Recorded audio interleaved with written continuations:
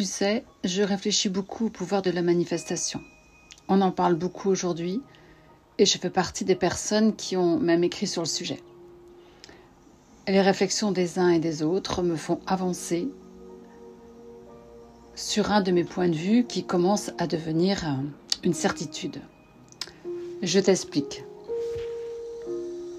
Lorsque je regarde ce que j'ai manifesté dans ma vie, de manière consciente j'entends, c'est-à-dire ce que j'ai désiré et qui est apparu parfois un peu comme par magie, ou tout au moins très facilement, je regarde ces manifestations passées et j'évalue l'intensité de bonheur qu'elles m'ont apporté et où continuent de m'apporter. Toutes les choses que j'ai désirées fort, au point d'allumer le feu en moi, ne m'ont jamais déçu. Les choses que j'ai un peu poussées, je les ai parfois obtenues, mais sans vraiment me procurer cette grande joie au fond de moi.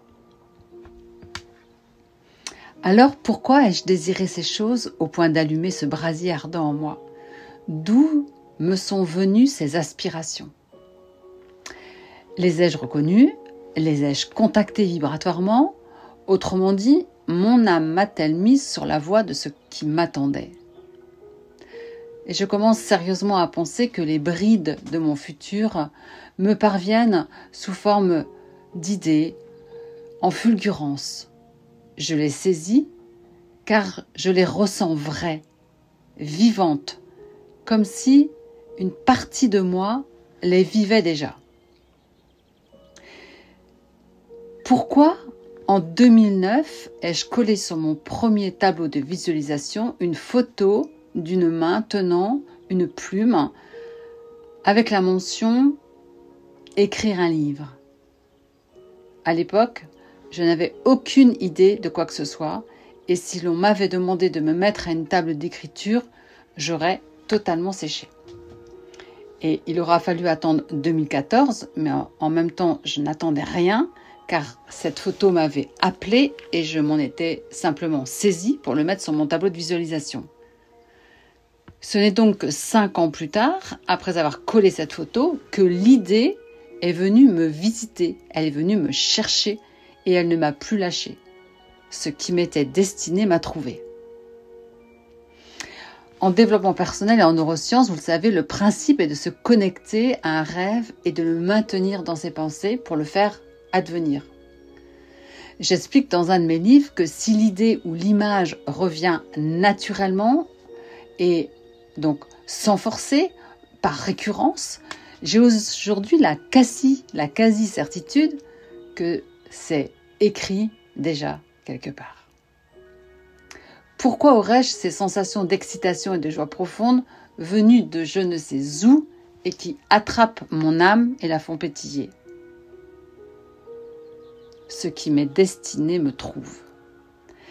Les choses que j'ai construites de façon plus mentale sont bien souvent arrivées, mais toujours dans des délais beaucoup plus longs ou des chemins beaucoup plus tordus. Dire que ces manifestations m'ont apporté du bonheur, oui et non. Oui parce qu'elles étaient enfin là, elles étaient enfin arrivées, et non à moyen terme, car finalement se fabriquer par le mental et non pas par une information envoyée par mon destin n'avait pas tout à fait la même saveur et la même vibration et donc pas la même durée de vie. Et la vie, c'est de la vibration.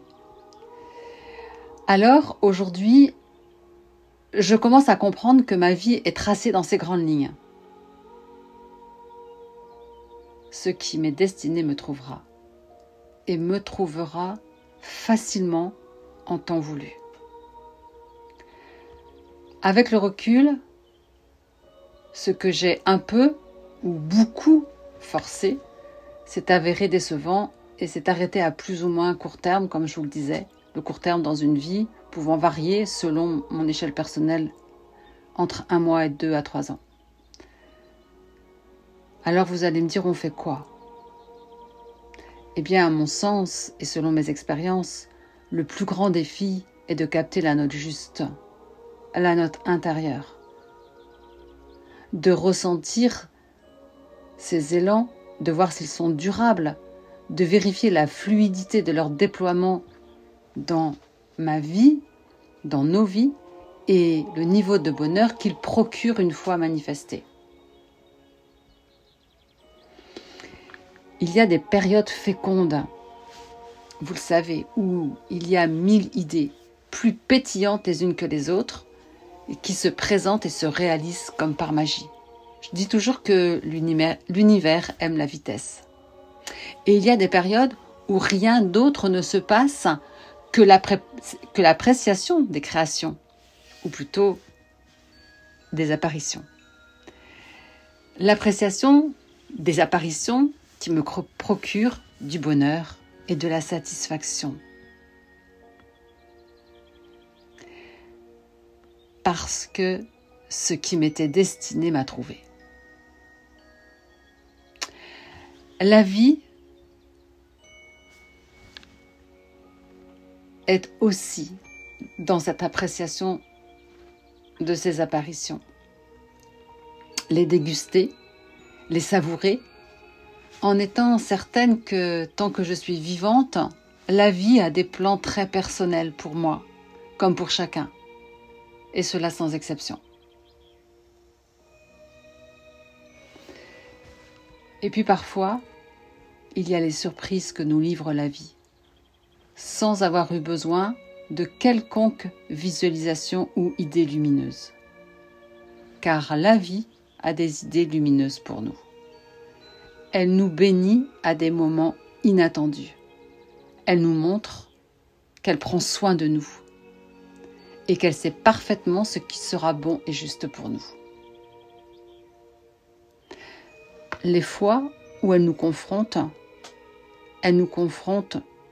très souvent sur nos incohérences ou sur notre désalignement. Et parfois, de façon plus rude, elle nous fait littéralement nous effondrer. Parce que toutes les séparations cruelles ne sont que les choix des âmes qui nous accompagnent sur ce plan. Et nous n'y pouvons rien. Ce qui m'est destiné me trouvera. Cela fait aussi partie du chemin. Gardons en tête que la vie est un cadeau. C'est ce message de ma maman juste avant son dernier souffle. La vie est un cadeau. Et ce qui m'est destiné me trouvera et me trouvera facilement en temps voulu.